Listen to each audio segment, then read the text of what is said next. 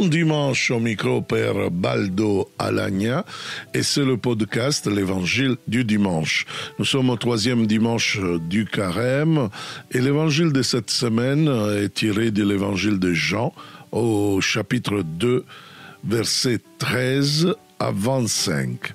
Alors, il faut comprendre bien qu'alors que les prophètes dénonçaient un culte hypocrite, un culte apparent vers le rien, et ils espéraient une purification du temple de Jérusalem, donc en accusant les prêtres d'être un peu impurs d'une certaine façon.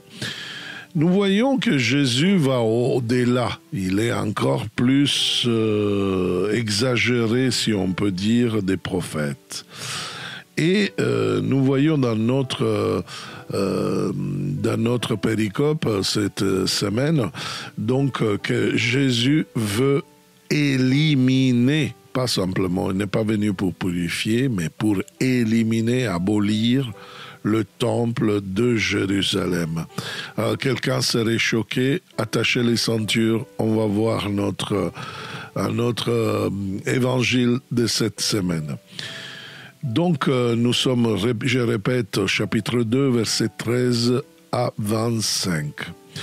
Comme la Pâque juive était proche. Alors, vous voyez que l'évangéliste Jean, au lieu de définir la Pâque du Seigneur, comme un juif normalement l'appelait, il appelle la Pâque juive. Et lui, il est juif. Vous voyez que, la Pâque des Juifs, normalement, si on veut être littéral, le grec dit la Pâque des Juifs, et quand il dit des Juifs ou les Juifs, en effet, cet évangile ce n'est pas antisémite, attention, parce que celui qui écrit, c'est aussi un juif, mais il a toujours des nuances négatives dans le sens, c'est la Pâque de ceux qui n'accueillent pas des juifs, Jésus, le Seigneur, le Messie d'Israël. Donc, si vous voulez...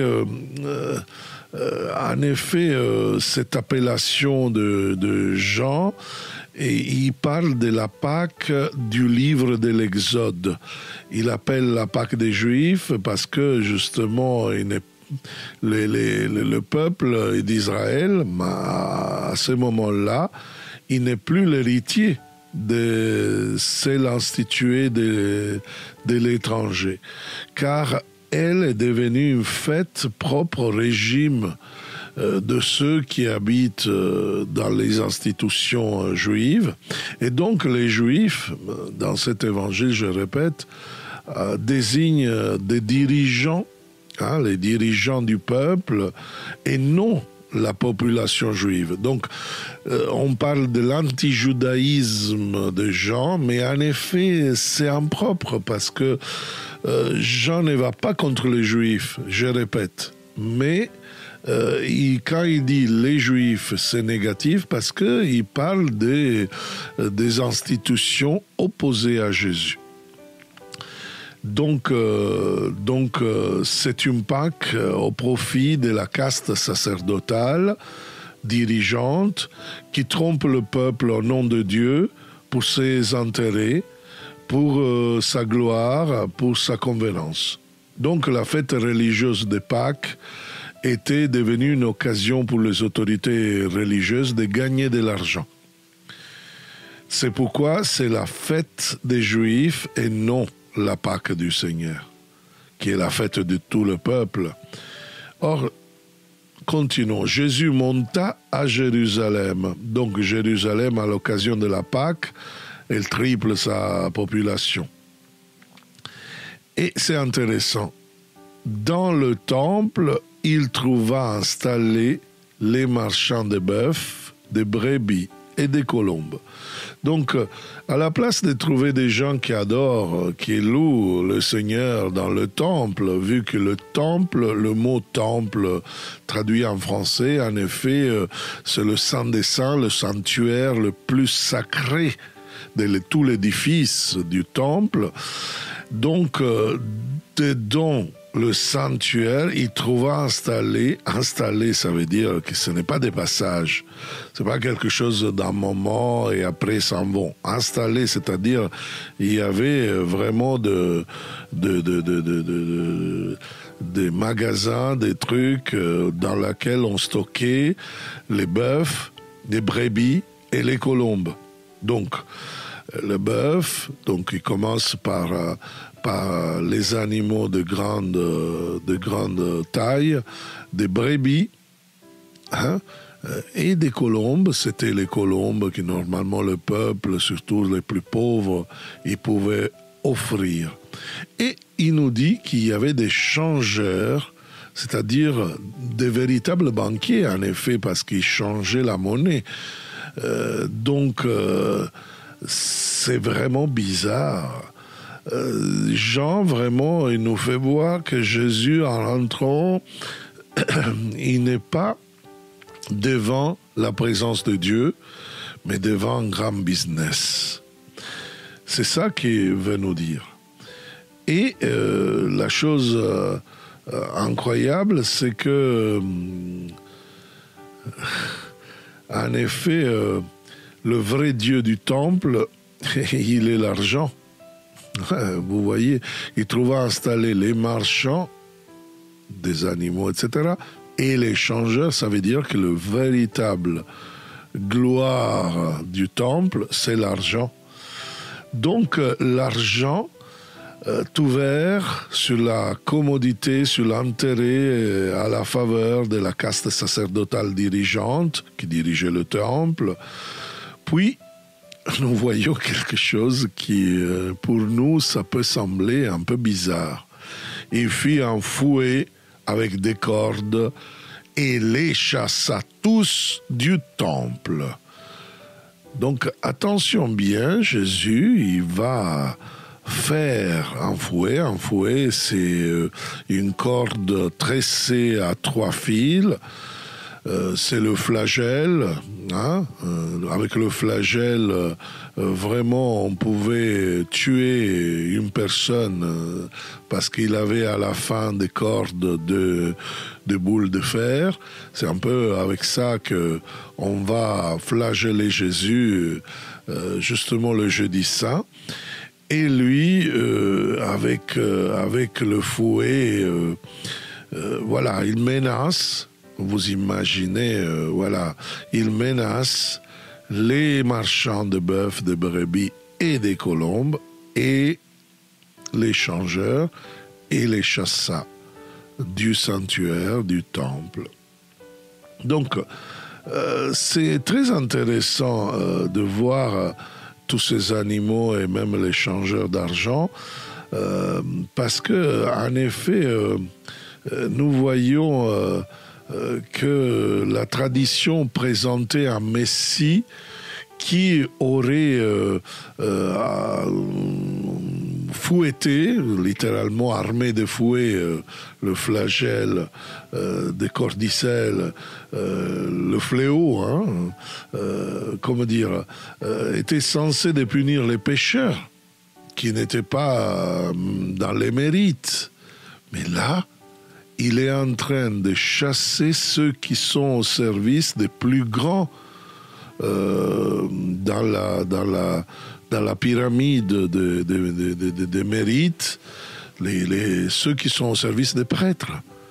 Donc, il est en train pas de chasser ceux qui normalement, les prêtres, les scribes, les pharisiens, déclarent exclus du temple parce qu'ils sont impurs, mais il chasse en effet ceux qui sont précisément l'âme du temple au temps de Jésus, l'institution sacerdotale au pouvoir qui a écrasé tout le monde, et à l'extérieur du temple avec les brebis.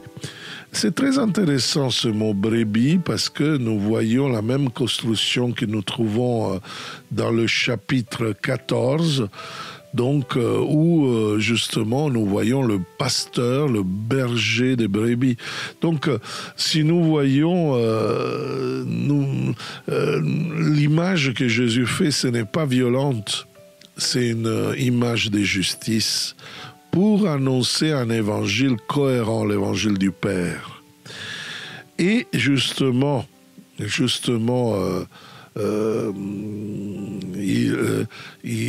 ainsi que les brebis et les bœufs, il jeta par terre la monnaie des changeurs, renversa leur comptoir et dit aux marchands de colombes, enlevez cela d'ici, cessez de faire la maison de mon père, une maison de commerce.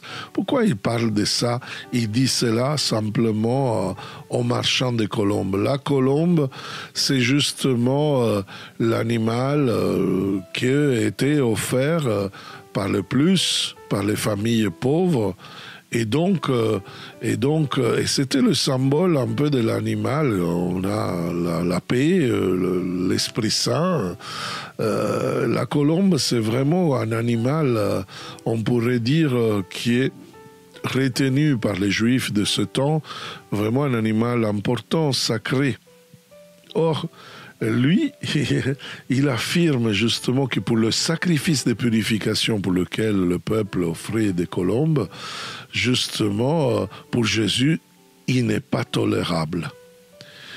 Donc, c'est intolérable parce que, en effet, pour lui, la maison de mon Père, il dit, donc du Père de Jésus, n'est plus la maison de Dieu. La maison du Père, alors que Dieu a besoin des fidèles qui se purifient avec des colombes, etc., avec des commerces, etc., le Père a besoin d'enfants.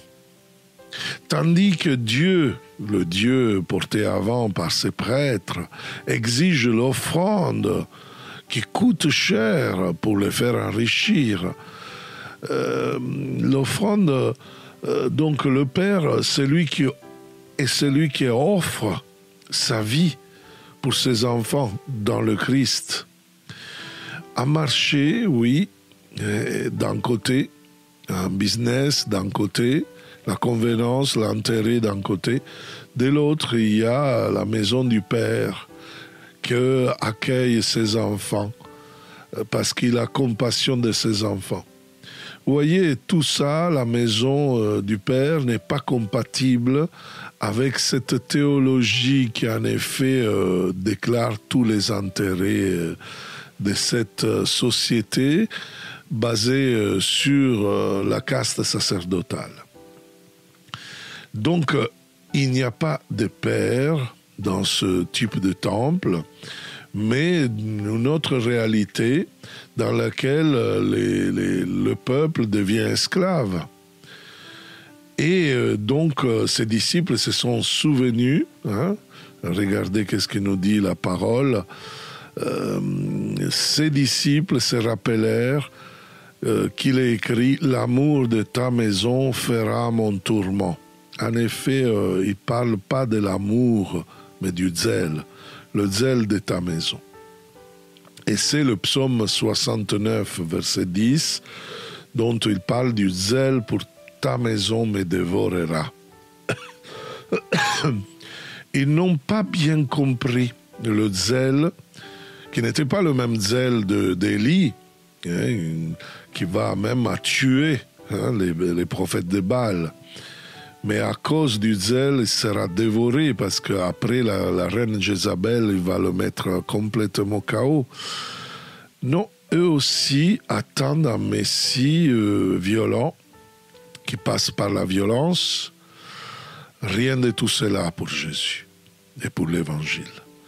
Alors les Juifs, les chefs du peuple, réagirent et dirent « Quel signe peux-tu nous donner pour agir ainsi ?» C'est-à-dire, Jésus, il fait des choses qui manifestent une autorité énorme.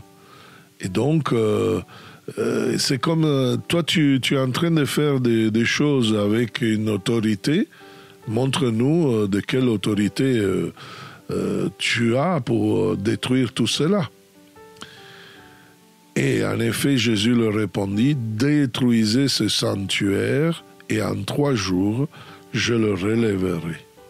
Donc, il n'utilise pas le mot temple, mais il utilise le mot sanctuaire, donc saint des saints.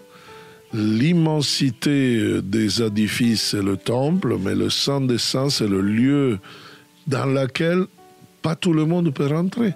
C'est simplement des prêtres, et selon un certain privilège, à un certain moment, ils pouvaient rentrer. Donc, pour rentrer à la présence de Dieu.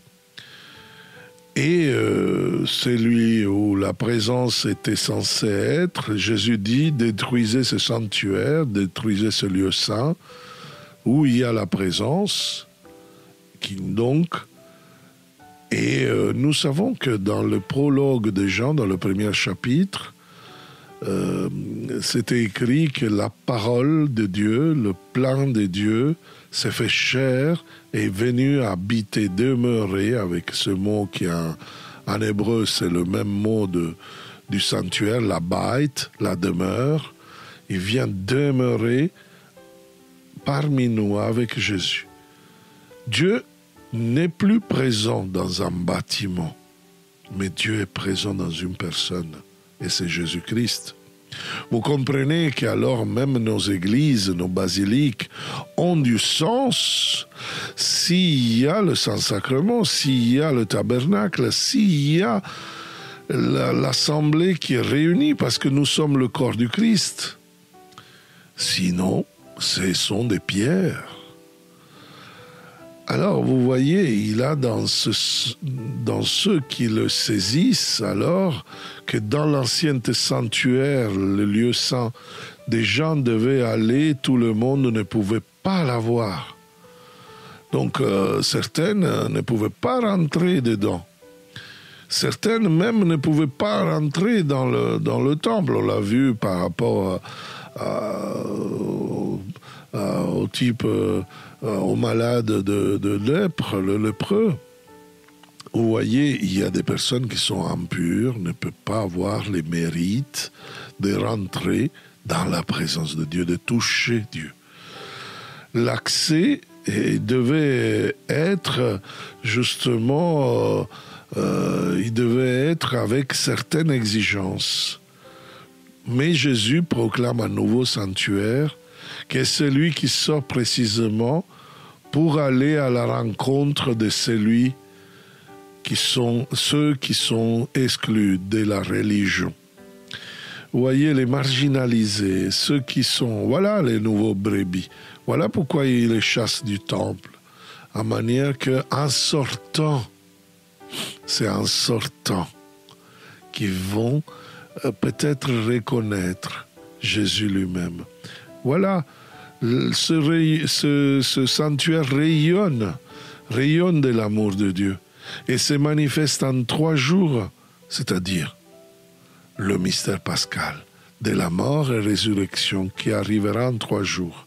Voilà pourquoi est utilisé les Juifs, donc lui dit « je le relèverai », qui c'est un mot qui en grec peut être aussi traduit par « je le ressusciterai », parce que c'est le mettre debout. Et les Juifs lui répliquèrent « il a fallu 46 ans pour bâtir ce sanctuaire, et toi en 3 jours tu le relèverais ?» Mais lui, il parlait du sanctuaire de son corps, dit l'évangéliste. Donc nous voyons en effet que l'évangéliste renverse tout cela. Le corps n'est pas la prison de l'âme, c'est la grande philosophie dans laquelle les Juifs, les pharisiens, ils étaient comme les Grecs à ce temps avec Platon. Vous voyez dans laquelle philosophie nous voyons en effet que le corps prison de l'âme et donc le corps n'est pas nous. On est vraiment spirituel quand on ne suit pas le corps. Il il y a même Paul qui va développer la théologie de la chair, mais il va parler justement que quand nous, avec le baptême, avec l'accueil de Jésus, on va devenir corps, âme, esprit, c'est-à-dire l'esprit, c'est la pointe fine de l'âme qui touche la présence de la Sainte Trinité en nous. Et donc, il a parlé donc de ce sanctuaire où justement se manifeste l'amour de Dieu, du Père pour le Fils dans la puissance du Saint-Esprit. Vous voyez, Saint Paul dira clairement, tu ne sais pas que tu es le sanctuaire, que ton corps est le sanctuaire de Dieu. Non seulement Jésus, mais tout chrétien va être le sanctuaire de Dieu, le tabernacle de sa présence. Et donc, qui rayonne l'amour de Dieu. Et dans ce nouveau sanctuaire, il n'y a plus besoin d'offrir à Dieu des sacrifices pour avoir des mérites, mais de saisir, d'accueillir un Dieu qui s'offre à l'homme, qui aime, qui se met au service de l'homme. Et il demande d'être accueilli pour élargir donc sa charité et devenir la seule manifestation véritable dans laquelle l'amour de Dieu s'exprime et se manifeste. Ils se sont souvenus donc, les disciples donc, de l'expérience du psaume 69 qui vient d'être cité et sera utilisé plusieurs fois dans la passion de Jésus dans l'Évangile. Et la parole prononcée par Jésus tandis qu'il est à Jérusalem pour la Pâque, pendant la fête, beaucoup voyant les signes qu'il accomplit, croyaient en son nom. La foule croit qu'ils voient Jésus, le réformateur attendu, mais rien de tout cela avec Jésus. Jésus n'est pas le réformateur violent attendu. Il n'est pas venu pour réformer, pour purifier, pour changer les institutions, mais il est venu pour les éliminer complètement. C'est pourquoi conclut l'évangéliste qu'on veut lui attribuer justement le rôle. Aussi quand il se réveilla d'entre les morts, ses disciples se rappelèrent qu'il avait dit cela, ils crurent à l'écriture et la parole que Jésus avait dite. Pendant qu'il était à Jérusalem pour la fête de Pâques, beaucoup crurent en son nom, vous voyez, et à la vue des signes qu'il accomplissait. Jésus, lui, ne se fiait pas à eux, parce qu'il les connaissait tous et n'avait besoin d'aucun témoignage sur l'homme. Lui-même, en effet, connaissait ce qu'il y a dans l'homme. Oui, donc la foule qui attend de lui la déposition de la hiérarchie existante, la réforme des institutions, le triomphe des envahisseurs, la restauration de la monarchie davidique, la splendeur nationale d'Israël, eh bien tout cela, ce sont des attentes qui restent déçues. Les signes que Jésus fera sont tous dans la communication de vie du Père, pas de communication de violence et de mort. Mais précisément parce qu'ils sont des communications de vie, ce sont un danger pour le temple, de la construction, de tous les temps, de toutes les époques. Et voilà ce que nous dit cet évangile. Donc, reprenons le concept un peu qui va complètement révolutionner Jésus. C'est le concept justement de la philosophie platonique, la philosophie grecque, qui voyait le corps prison de l'âme, et je dirais presque un tombeau, un sarcophage de l'âme. La déclaration de l'évangéliste est explosive. il parlait du sanctuaire de son corps. Le corps de Jésus, comme le corps de tout baptisé, je répète, c'est le corps de tout croyant. Mon corps, c'est moi. Et le corps a besoin de sanctification.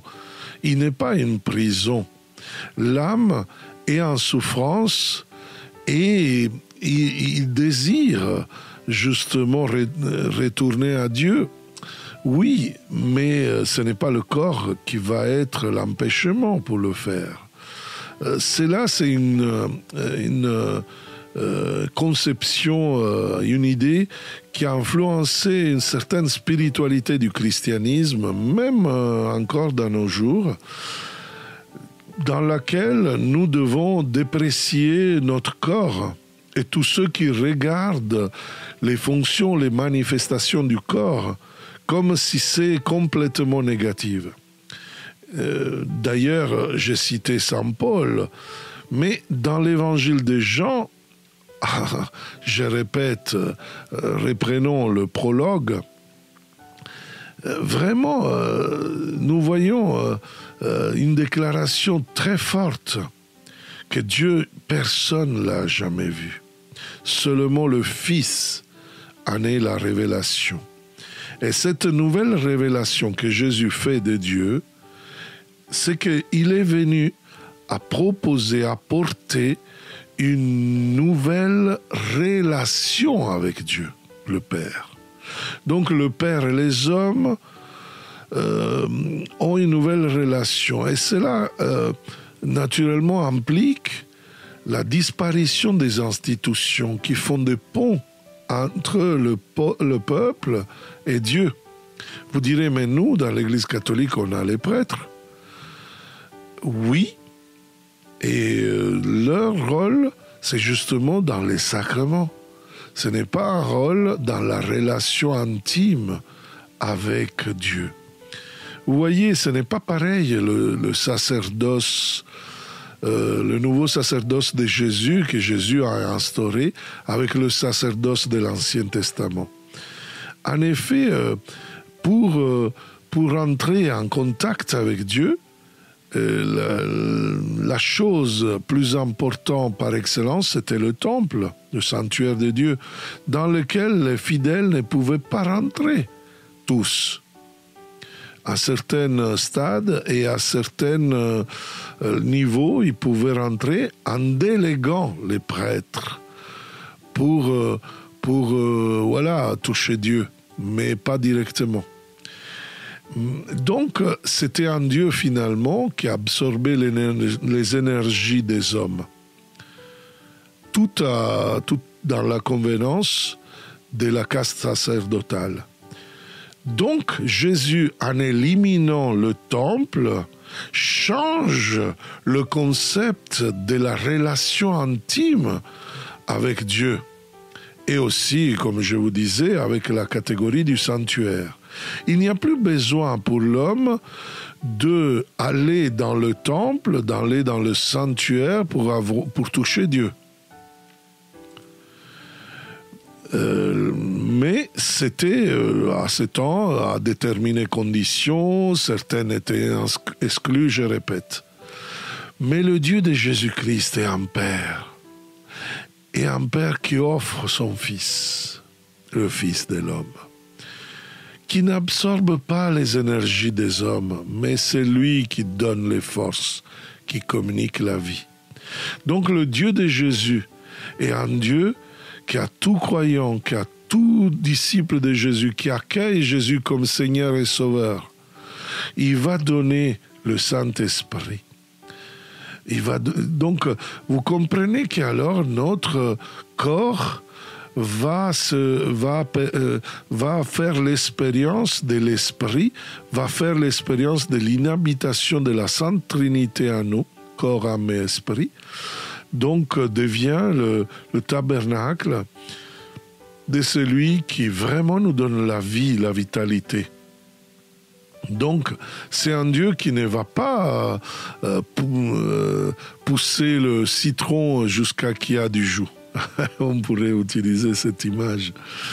Mais c'est le Père de tout croyant qui demande d'être accueilli lui-même dans notre vie pour se fondre avec lui et dilater notre cœur, notre volonté, notre capacité profonde d'aimer, de la charité, à manière de rendre toute personne et toute communauté le véritable sanctuaire, le véritable tabernacle dans lequel est irradié l'amour, et irradié, se manifeste la gloire de Dieu, le pardon, la compassion de Dieu. À ce sanctuaire, les personnes ne doivent pas aller, mais c'est le sanctuaire qui va vers eux, qui sort. Donc, il y a un ministère, il y a un service de sortie de soi-même vers les personnes pauvres, les émarginés, les exclus de cette société. Donc, l'évangéliste Jean, déjà dans ses premiers chapitres, dans ses premiers cours, nous donne vraiment l'accomplissement de cette nouvelle, extraordinaire, sensationnelle révélation de Dieu. Un Dieu qui n'est pas loin, un Dieu qui est plus profond en nous-mêmes que nous-mêmes. Un Dieu qui est dans notre intime. Au chapitre 14, je répète au verset 23, Jésus déclarera « Si quelqu'un m'aime, observera ma parole, et mon Père l'aimera, et nous verrons à lui et prendrons la demeure auprès de lui. » L'homme, le croyant, le baptisé, devient la bête, la demeure de Dieu, le tabernacle de Dieu. Cette demeure de Jésus, du Père, du Saint-Esprit, n'est pas la promesse pour l'au-delà, c'est déjà maintenant. C'est la réponse du Père en comportement tenu dans cette vie. Donc, qui oriente sa vie pour le bien, le bien-être des autres, le Père prend demeure en cette personne. Donc, si vous voulez, c'est un exode continuel. Ce n'est pas donc l'exode des Juifs qui n'acceptent pas Jésus, mais c'est l'exode de sa vie. C'est la sortie, donc, qui manifeste la communication de la vie de son esprit. Et avec cela, je vous souhaite un bon dimanche, une bonne continuation de carême. Et si vous voulez partager ce podcast à tous ceux que vous voulez pour justement évangéliser ensemble de Père Baldo à Lagna, c'est tout. Et à la prochaine avec le podcast L'Évangile du dimanche. Ciao!